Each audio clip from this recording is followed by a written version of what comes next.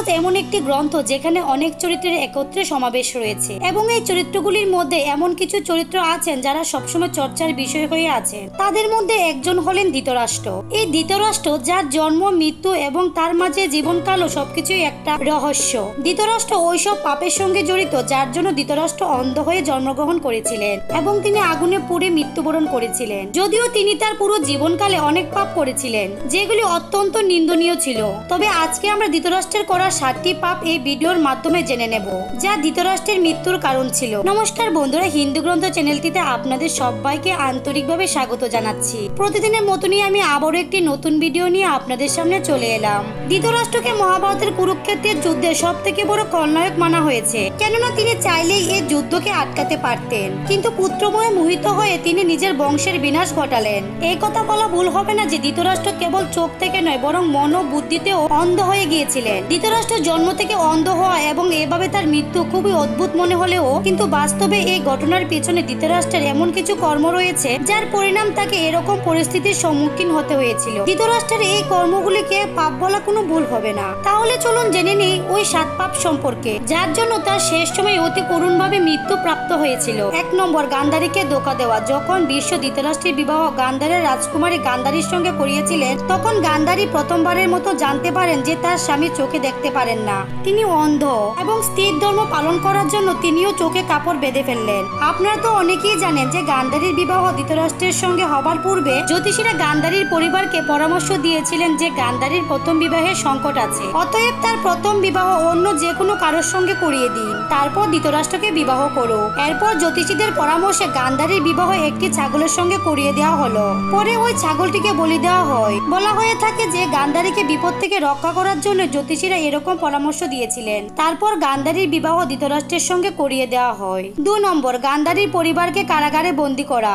গান্ধারী একজন বিধবা ছিলেন। এই কথা যখন ধৃতরাষ্ট্র জানতে পারলেন তখন তিনি অত্যন্ত রেগে গেলেন। তিনি ভেবেছিলেন যে গান্ধারীর হয়তো আগে অন্য কারোর সঙ্গে বিবাহ হয়েছিল এবং কোনো কারণে হয়তো তার মৃত্যু হয়েছে। ধৃতরাষ্ট্রের মনে এই নিয়ে খুব জমাতে লাগলো এবং এই ঘটনার জন্য গান্ধারীর পিতা সুবলকে দায়ী করেন। ধৃতরাষ্ট্র সুবলা সমেত তার পুরো পরিবারকে কারাগারে বন্দী করে ফেলেন, শুধুমাত্র গান্ধারীকে ছেড়ে। কারাগারে বন্দী থাকা অবস্থায় দণ্ডস্বরূপ খাওয়ার জন্য শুধুমাত্র একজনের খাবার দেওয়া হতো। শুধুমাত্র একজনের খাবারে সকলের পেট কিভাবে ভরবে? আসলে পুরো পরিবারকে এভাবে অনাহারে মেরে ফেলা ষড়যন্ত্র ছিল ধৃতরাষ্ট্রের। তখন রাজা সুবলা স্থির করলেন যে তিনি এই খাবার শুধুমাত্র তার ছোট পুত্রকেই দেবেন, যাতে করে তার পরিবারের কেউ তো বেঁচে থাকতে পারে।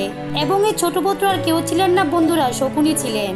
3 নম্বর, দাসীর সঙ্গে সহবাস করা। গান্ধারীর পুত্রকে কৌরব বলা হয়েছে। ধৃতরাষ্ট্র ও গান্ধারীর 99টি পুত্র এবং একটি কন্যা সন্তান ছিল যাদেরকে কৌরব বলা হয়। গান্ধারী বেদ বেশের দ্বারা পুত্র লাভ করার আশীর্বাদ পেয়েছিলেন।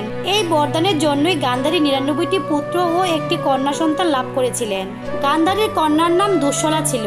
বলা হয়েছে যখন গান্ধারী গর্ভবতী ছিলেন তখন ধৃতরাষ্ট্র এক দাসীর সঙ্গে সহবাস করেছিলেন, যার কারণে ইউস্তু নামক এক পুত্রের জন্ম হয়। এভাবেই কৌরব 100তে পরিণত হয়। 4 নম্বর, পুত্রে মোহে করা যুদ্ধ।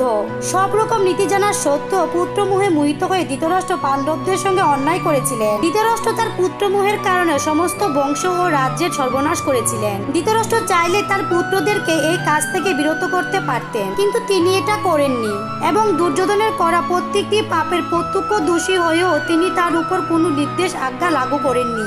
পাণ্ডবদের সাথে করা অন্যায়ের কারণেই মহাভারতের যুদ্ধ হয়েছিল। যদি রাজসিংহাসনে বসা ধৃতরাষ্ট্র ন্যায়ের পথ অনুসরণ করতেন তাহলে এই যুদ্ধ কখনোই হতো না। বিদুর একাধিকবার ধৃতরাষ্ট্রকে নীতি ও অনীতির ব্যাপারে বোঝানোর চেষ্টা করেছিলেন, কিন্তু ধৃতরাষ্ট্র নিজের সিদ্ধান্তে অটুট ছিলেন এবং বিদুরের বলা কথাগুলোকে তিনি এড়িয়ে যান। 5 নম্বর, বস্ত্রহরণের সময় ধৃতরাষ্ট্রের নীরবতা। গোটা সবাই সবার সামনে দ্রৌপদীর বস্ত্রহরণের সময় বিশ্ব পিতামহ ও ধৃতরাষ্ট্র চুপ থাকে। এই কারণের জন্য শ্রীকৃষ্ণকে মহাভারতের যুদ্ধে কৌরবদের বিরুদ্ধে যুদ্ধ করার সিদ্ধান্ত নিতে হয়। বস্ত্রহরণই মহাভারতের এমন এক ঘটনা ছিল যার প্রভাবে পাণ্ডবদের মনে কৌরবদের প্রতি ঘৃণা সৃষ্টি হয়ে যায়। এই প্রতিশোধের আগুনে সবাই জ্বলতে থাকে এবং এই প্রতিশোধের পরিণামই হলো ইতিহাসে সবথেকে বড় যুদ্ধ মহাভারত। ধৃতরাষ্ট্রের সবথেকে বড় ভুলের মধ্যে এটি একটি ভুল ছিল।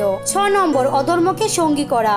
জ্ঞানী হওয়া সত্ত্বেও ধৃতরাষ্ট্রের মুখ দিয়ে কখনোই ন্যায়সঙ্গত কথা বের হয়নি। গান্ধারী ও সঞ্জয় তাকে অনেকবার রাজ্যের কল্যাণের জন্য অনেক কথা বলতেন, কিন্তু তিনি তাদের কোনো কথাই শুনতেন না, বরং এড়িয়ে যেতেন। ধৃতরাষ্ট্র সবসময় শকুনি ও দুর্যোধনের কথাকে সত্য মনে করতেন। তিনি জানতেন জানতেন তারা অন্যায় কাজ করছেন, কিন্তু তাও তিনি পুত্রদের কথাই সত্য মনে করতেন। অধর্মীকে উৎসাহিত করা ব্যক্তি অধর্মী থেকে কোনো অংশে কম নয়। 7 নম্বর, পূর্বজন্মের পাপ। যে পূর্বজন্মে করা পাপের কারণে ধৃতরাষ্ট্র জন্ম থেকেই অন্ধ ছিলেন এবং তার পুত্ররাও একে একে মারা যায়। আসলে পূর্বজন্মে ধৃতরাষ্ট্র এক অত্যন্ত নির্দয় ও পুরু রাজা ছিলেন। একদিন সৈন্যদের সঙ্গে রাজভবনে বেরোলেন, তখন তার নজর এক পুকুরে থাকা রাজহাঁসের উপর পড়ল। রাজহাঁসটি তার বাচ্চাদেরকে নিয়ে পুকুরে বিশ্রাম নিচ্ছিলেন। রাজা তখন সৈনিকদের আদেশ দিলেন যে ওই হংসের চোখ উখড়ে তার সামনে নিয়ে আসা হোক। সৈনিকেরা রাজার আদেশ পালন করলেন এবং রাজহাঁসটির চোখ উখড়ে রাজার সামনে নিয়ে এলেন। এরপর রাজা খুশি হয়ে সৈনিকদের সঙ্গে চলে গেলেন। অষ্টনীয় পীড়ার কারণে রাজহাঁসটি মারা যায়। ওই ঘটনার কিছুক্ষণ পর তার সন্তানরাও মারা যায়। মারা যাওয়ার সময় রাজহাঁসটি রাজাকে অভিশাপ দিয়েছিলেন যে আমার মতন তোমারও একদিন এমন দুর্দশা হবে। আর এই অভিশাপের কারণে পরবর্তী জন্মে ধৃতরাষ্ট্র অন্ধ হয়ে জন্মগ্রহণ করেছিলেন এবং তার পুত্ররাও এভাবে মৃত্যুবরণ করলেন, যে প্রকার রাজহাঁসটির হয়েছিল। মহাভারতের যুদ্ধ সমাপ্তির 15 বছর পর ধৃতরাষ্ট্র, গান্ধারী, সঞ্জয় এবং কুন্তী তাদের সম্পূর্ণ রাজপাট ত্যাগ করে বনে চলে যান। এভাবে 3 বছর কেটে যায়। কিন্তু একদিন ধৃতরাষ্ট্র গঙ্গায় স্নান করার জন্য গেলেন, তখন জঙ্গলে আগুন লেগে যায়। এই দেখে গান্ধারী, সঞ্জয় এবং কুন্তী দৌড়ে ধৃতরাষ্ট্রের কাছে আসেন এবং তিনি ঠিক আছেন কিনা জিজ্ঞাসা করেন। সঞ্জয় তাদের সকলকে জঙ্গল ত্যাগ করতে বললেন, কিন্তু দুর্বলতার কারণে ধৃতরাষ্ট্র সেখান থেকে যেতে পারলেন না এবং ওই স্থানে থাকার সিদ্ধান্ত নিলেন, যার কারণে গান্ধারী ও কুন্তী ধৃতরাষ্ট্রকে একা ফেলে না যাওয়ার সিদ্ধান্ত নিলেন এবং ধৃতরাষ্ট্রের সঙ্গে সেখানে থেকে গেলেন। তখন সঞ্জয় তাদেরকে সেখানে রেখে জঙ্গল ছেড়ে হিমালয়ের দিকে যেতে লাগলেন। তারপর ধৃতরাষ্ট্র, গান্ধারী এবং কুন্তী 3 জনই আগুনে পুড়ে মারা যান। তারপর নারদ মুনি যুধিষ্ঠিরকে এই খবর জানান। খবর পেয়ে যুধিষ্ঠির খুব কষ্ট পেলেন এবং সেখানে পৌঁছে সব রকম রীতিনীতি মেনে তাদের অন্তিম সংস্কার করেন। তবে মহাভারতের এক অত্যন্ত প্রভাবশালী চরিত্রের মৃত্যু হয়। তো বন্ধুরা, আশা করছি আজকের এই ভিডিওটি আপনাদের কাছে ভালো লেগেছে। যদি ভালো লেগে থাকে তাহলে কমেন্টে জয় শ্রীকৃষ্ণ লিখতে ভুলবেন না। আপনারা ভালো থাকুন, সুস্থ থাকুন।